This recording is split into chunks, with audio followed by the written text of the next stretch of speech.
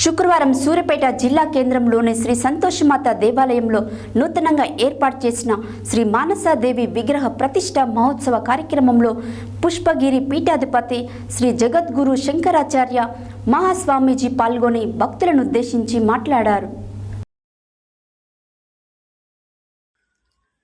శుక్రవారం సూర్యాపేట జిల్లా కేంద్రంలోని శ్రీ సంతోషమాత దేవాలయంలో నూతనంగా ఏర్పాటు చేసిన శ్రీ మానసాదేవి విగ్రహ ప్రతిష్ఠ మహోత్సవ కార్యక్రమంలో పుష్పగిరి పీఠాధిపతి శ్రీ జగద్గురు శంకరాచార్య మహాస్వామీజీ పాల్గొని భక్తులను ఉద్దేశించి మాట్లాడారు.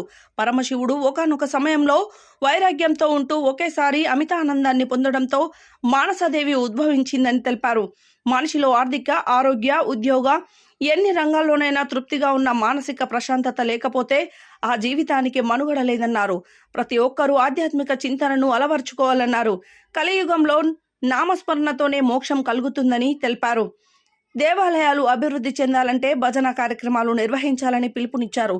మరింత అభివృద్ధి చేసి భక్తులు అధికంగా వచ్చే విధంగా కృషి చేయాలని కమిటీ వారికి తెలిపారు. ఇంతకు ముందు స్వామీజీని దేవాలయ ప్రధాన అర్చకులు శర్మ పూర్ణకుంభంతో స్వాగతం పలికారు. ప్రతిష్ఠ సందర్భంగా ప్రత్యేక పూజా కార్యక్రమాలు నిర్వహించారు. శుక్రవారం పురస్కరించుకొని అమ్మవారికి నూతన పట్టు వస్త్రములు అలంకరింపజేసి ఉద్యాపన వ్రతం, మహిళలచే ఒడిబియ్యం, మంగళహారతులు నిర్వహించారు. అనంతరం భక్తులకు అన్నప్రసాద కార్యక్రమం చేశారు.